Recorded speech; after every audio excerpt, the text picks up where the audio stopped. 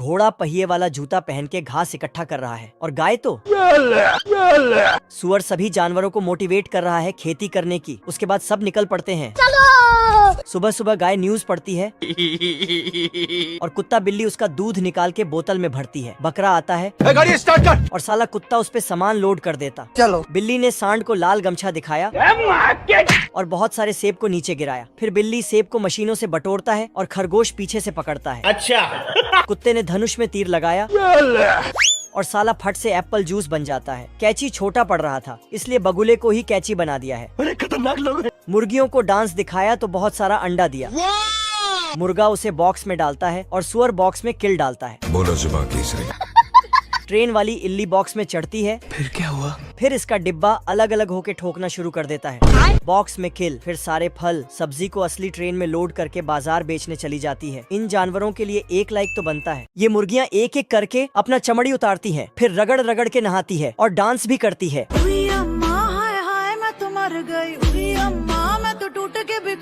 बदक उनको नया चमड़ी वाला कपड़ा पहनाता है। उसके बाद बदक मुर्गियों के लिए जलपान देती है तो मुर्गी उसे खाने लगती है। ये देना। जलपान होने के बाद बदक घर पे चलो। फिर सभी मुर्गियों को वापस घर ले जाने लगता है और रास्ते में थोड़ा बहुत कहानी भी सुनाती है। अच्छा। मुर्गियाँ घर के अंदर आता है तो बदक उनके लिए गाना बजाता है। गाना के साथ साथ फुल जोश में ढोल भी बजाता है। तो मुर्गियाँ खिड़कियों से निकलता है और अनलिमिटेड अंडा देकर दूसरे खिड़की से अंदर जाता है और फिर बाहर आता है। मैं जीजा जी का होटल है। साला बदक जल्दी जल्दी से ढोल बजाता तो मुर्गियाँ भी जल्दी जल्दी अंडा देती हैं।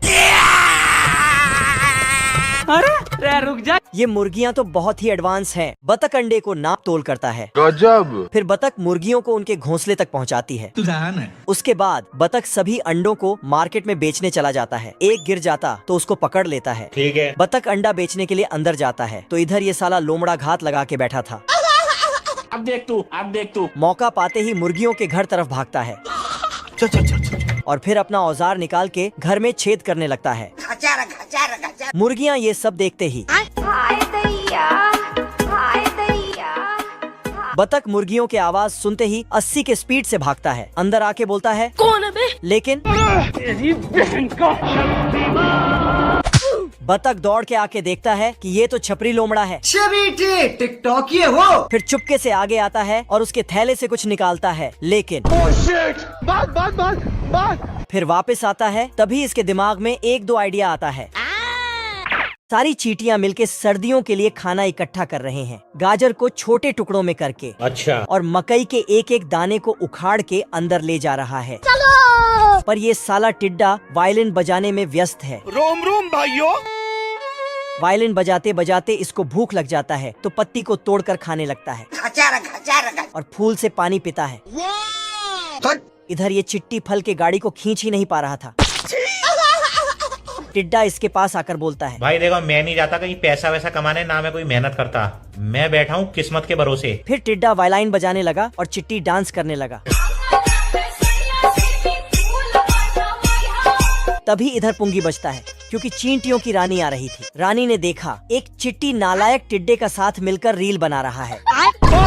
सॉरी। चिट्टी वहाँ से भाग जाता है और अचानक इसके अंदर बाहुबली जैसा ताकत आ जाता है। रोम रोम भाइयों।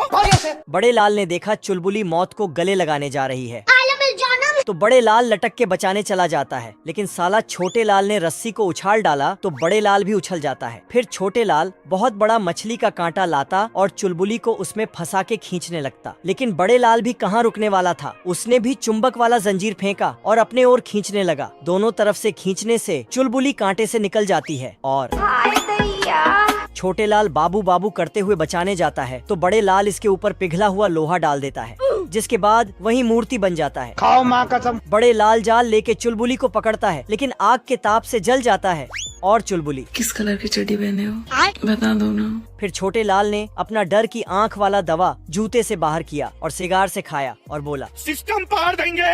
पर बड़े लाल इसे रोक लेता है और इस पे लोहा गिरा देता। लोहे से छोटे लाल ने तोप बनाया और बड़े लाल को बोला और जाके चुलबुली को बचा के ले लिया। किस ये दो नालायक शेर बतख का मछली चुरा रहा है।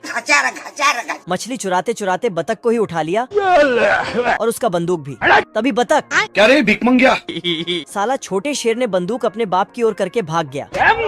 बाप रे! कुछ घंटे पहले शेर मछली पकड़ रहा था और इधर बतख बहुत सारा मछली पकड़ लिया था। इसे देख के छोटे शेर के मुंह में नदी बहने लगा। बतख का एक मछली वहीं गिर जाता है तो छोटा शेर जाके उसे उठा लेता। आज तो मजा आने वाला है। इस शेर के कांटे में एक छोटा सा मछली फंस जाता है तो उसे अपने बेटे को दिखाने जाता। अब देख तू। लेकिन उसके पास इतना बड़ा मछली देखने के बाद इसका ये हालात हो जाता है। ओ भाई ये क्या है? शेर पूछता है इतना बड़ा मछली कहाँ मिला? हम्बा फिर दोनों बतख के घर और निकल पड़ते हैं।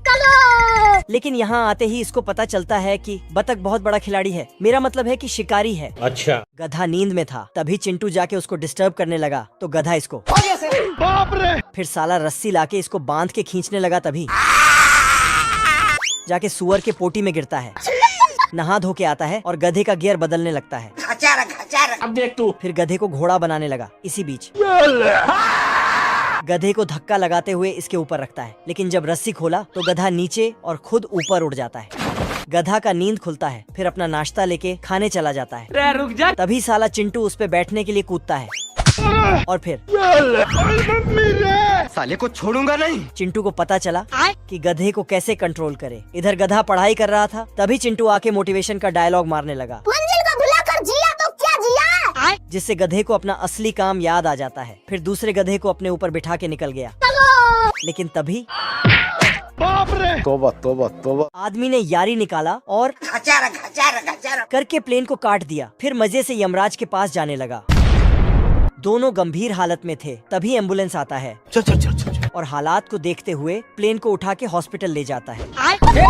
इधर दूसरा आदमी बहुत ऊपर आके और ऊपर जाना चाहता है, मतलब मरना चाहता है। नीचे गिरता है लेकिन नीचे इसके दोस्त ने नरम नरम गद्दा लगा के रखा था। साले को छोड़ूंगा नहीं। कुछ दिन पहले दोनों दोस्त अपना अपना काम कर रहे थे। आज कमाएगा तो कल बैठकर खाएगा। तभी यहाँ से चुलबुली नर्स गुजरती है बाबू! जिसे देखने के बाद दोनों का सिस्टम खराब हो जाता है और साला नाव को जमीन में ही चलाने लगता है। नर्स दोनों का कान पकड़ के बाहर कर देता है। नर्स ने बोली सिर्फ यहाँ मरीज ही आ सकते हैं। अभी बदत है भाई, अभी बदत है। तो साला दोनों अपने अपने कारनामे दिखाने लगते हैं। अब देख तू। तो सुधर जाओ, सुन लो मेरी बात, ठीक है?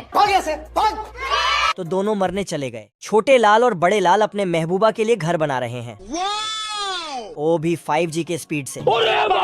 बड़े ने अपना टैलेंट दिखाया तो चुलबुली उस पे लट्टू हो जाती है। अब देख तू। तो छोटे ने भी अपना टैलेंट दिखाया और आंख बंद करके ही सीढ़ी बना देता है। अच्छा। फिर दोनों के बीच झगड़ा शुरू हो जाता है। साले ने सीढ़ी ही साइड कर दिया तो खिड़की से होते हुए नीचे टपक जाता है। बाप रे! साले को छोड़ूंगा नहीं। इसी बीच पानी भी चालू हो जाता है। अब नल पाइप लेके ऊपर जाता है तो साला इसे फिर से नीचे गिरा देता है और इसके चपेट में चुलबुली भी आ जाती है। मेरे साथ अन्याय हुआ है। दोनों अपना अपना काम कर रहे थे लेकिन गलती से बड़े ने लाइट को पाइप में जोड़ दिया फिर साले कुत्ते। और उसमें बिजली दे दिया। फिर से चुलबुली। ओ भाई ये क्या है? सब मिलकर पुंगी बजाता है तो जानवर दौड़ के नाव में चढ़ने लगता है। दादाजी जानवरों को लिस्ट से मैच करता है ठीक है। और इधर ये मैडम सबका हाजिरी बनाते हैं। लेकिन ये साला गधा नाव में चढ़ ही नहीं रहा था और हाथी तो दरवाजे में ही अटक जाता है। तभी बिजली कड़कता है और गधे के पिछवाड़े में लगता है। इधर ये दोनों गिलहरी पीछे रह जाते हैं और नाव वहाँ से चला जाता है। तो ये दोनों पानी में कूद के नाव में चढ़ जाते हैं। बादल पे बिजली कड़कता है तो बादल फट जाता और उसका सारा पानी नीचे गिर जाता है जिससे नाव डूबने लगता है। तो सब मिलके भगवान से प्रार्थना करने लगते हैं पर ये मैडम तो कपड़े बुनने में व्यस्त है। मैं बैठा हूँ किस्मत के भरोसे। एक बिजली नाव के अंदर आ जाता है तो दादाजी उसे दूसरे खिड़के से बाहर कर देता है। बाल बच गया। कुछ दिनों बाद मौसम साफ हुआ तो सूरज मुस्कुराया और सारे जानवर नाव से जमीन पे उतारा।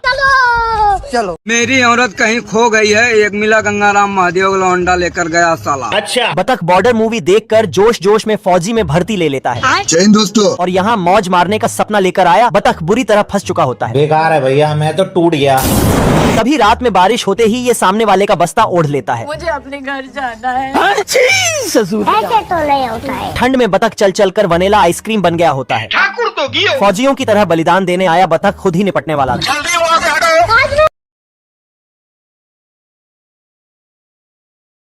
पानी नहीं मिलता, सारी रात पानी के लिए परेशान। घर पे चलो मेरे। मोगली का लौंडा लुल्ली रस्सी डालकर दूसरे देश से बादल ही चुरा लाता है और ये साला तूफान पर बैठकर गांजा फूक कर बोरा जाता था। शौक है बचपन से, मेरा बाप बदमाश था, मैं भी बदमाश ही हूँ।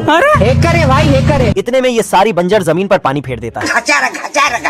आप हासिल बना दिए, साला हाथ झंझना जाता है। लुल्ली बचपन में लोमड़ी को चरम सुख दे देकर बड़ा हुआ होता है कौन है बे तू? अबे जीजा जी का होटल है और जंगल के सभी जानवरों के साथ इसका सुबह शाम उठना बैठना होता है। आज मैं मर गया भैया। लुल्ली जैसे जैसे बड़ा हो रहा था ये उतना ही कुराफात मचा रहा था।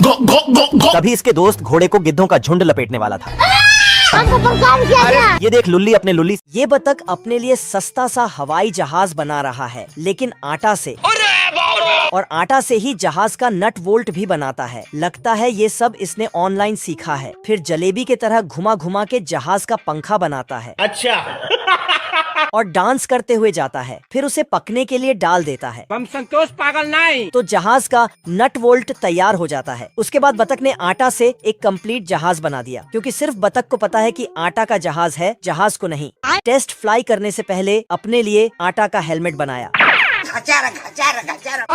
फिर फ्लाइंग टेस्ट किया, लेकिन अचानक हवाई जहाज को पता चल जाता है कि मैं आटा का बना हूँ, जिससे स्पीड का कांटा भी टूट के बिखर जाता है। आज मैं मर गया भैया। जहाज को जमीन से टकराने के पहले ही बतख ने संभाल लिया। तेरी बहन ब्याह करवा का। तभी बारिश। अब तू गया बेटा। ये बतख अपने लिए सस्ता सा हवाई जहाज बना रहा है, लेकिन आटा से, और आटा से ही जहाज का नट वोल्ट भी बनाता है। लगता है ये सब इसने ऑनलाइन सीखा है। फिर जलेबी की तरह घुमा घुमा के जहाज का पंखा बनाता है। अच्छा और डांस करते हुए जाता है। फिर उसे पकने के लिए डाल देता है। हम संतोष पागल नहीं। तो जहाज का नट वोल्ट तैयार हो जाता है। उसके बाद बतख ने आटा से एक कंप्लीट जहाज बना दिया, क्योंकि सिर्फ बतख को पता है कि आटा का जहाज है, जहाज को नहीं।